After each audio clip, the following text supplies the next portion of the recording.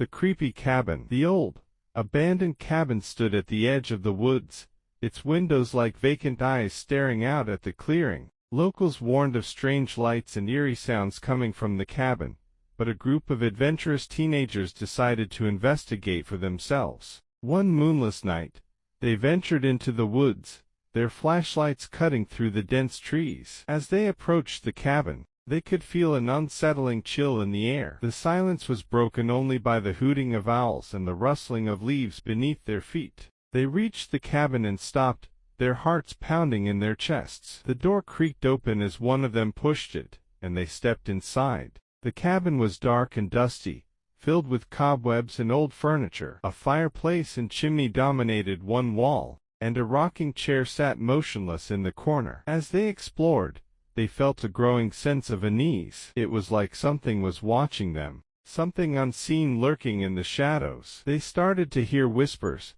faint at first, but growing louder with each passing moment. The whispers seemed to be coming from everywhere, and nowhere at once. They were speaking in a language the teenagers didn't understand, but the tone was unmistakably menacing. The teenagers huddled together, their flashlights darting around the room, but they could see nothing. Suddenly, one of the teenagers screamed. She pointed to the rocking chair, which was now rocking back and forth violently. A dark figure sat in the chair, its face hidden in the shadows. The teenagers turned and fled the cabin, their screams echoing through the night. They ran blindly through the woods, not daring to look back. They didn't stop until they burst out of the trees and into the safety of the moonlight. They never went back to the cabin, and the locals still warn of the strange lights and eerie sounds that come from it. Some say that the cabin is haunted by the spirits of those who have been lost in the woods, while others believe that it is a gateway to another dimension. Whatever the truth,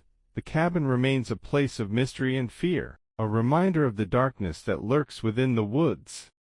Story 2: The Whispering Woods. Once upon a time, there was a small village nestled at the edge of a vast, dark forest. The villagers were afraid of the forest, for it was said to be haunted by all manner of creatures. But no one was more afraid than a young woman named Anaya. Anaya had always been drawn to the forest, despite the fear it instilled in her. She would often wander its edge, listening to the rustling leaves and the whispering wind. One day, Anaya decided to venture deeper into the forest than she had ever gone before. She walked for hours, the trees growing taller and denser around her. The sunlight barely penetrated the thick canopy, and the air was growing cold and damp. Anaya began to feel uneasy, but she pressed on, drawn by an unseen force. Finally, Anaya came to a clearing in the forest. In the center of the clearing was an old, gnarled tree, its branches twisted and contorted like the arms of a witch.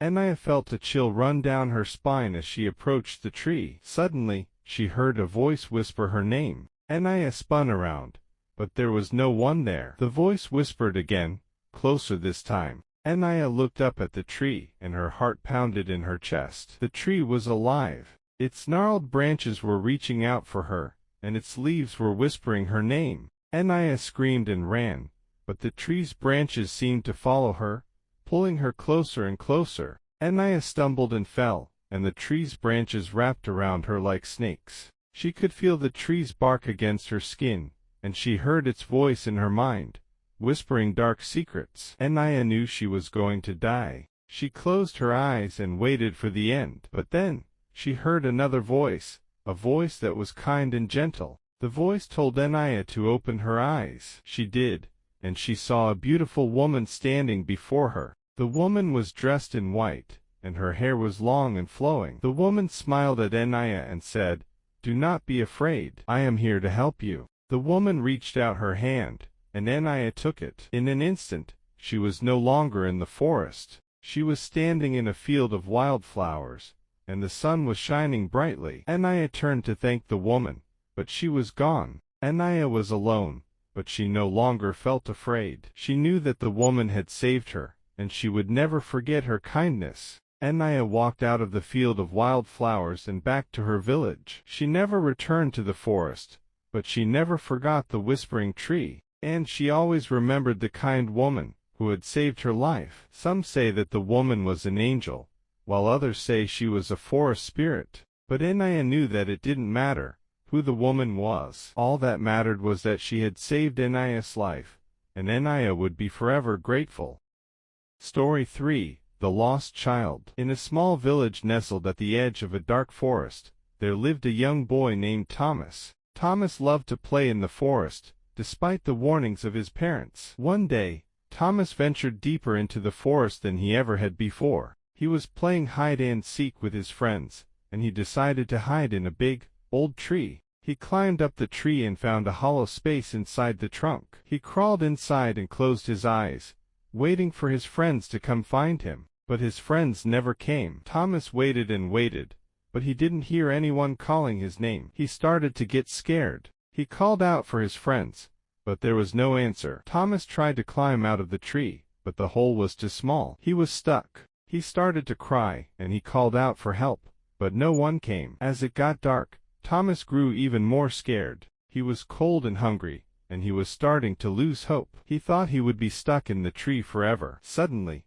Thomas heard a noise. He looked down and saw a pair of glowing eyes staring up at him. He screamed and scrambled back into the hole. The eyes came closer, and Thomas could see that they belonged to a large, wolf-like creature. The creature had sharp teeth and claws, and its fur was matted and dirty. Thomas was terrified. He knew that the creature was going to eat him. He closed his eyes and waited for the end. But the creature didn't attack. Instead, it sat down in front of the tree and started to talk to Thomas. The creature told Thomas that it was lost, and that it couldn't find its way home. It asked Thomas if he could help it. Thomas was hesitant at first, but he could see that the creature was scared and alone. He agreed to help it. Thomas climbed out of the tree and followed the creature into the forest. They walked for hours, and Thomas was starting to get tired, but he kept going, because he knew that the creature was counting on him. Finally, they came to a clearing in the forest. In the center of the clearing was a small, wooden house. The creature smiled at Thomas and said, "Thank you for helping me find my home." Thomas smiled back and said, "You're welcome." The creature turned and walked into the house. Thomas watched it go, and then he turned and walked back to the village. He never told anyone about what he had seen in the forest, but he never forgot the creature that he had helped, and he never went back into the forest again.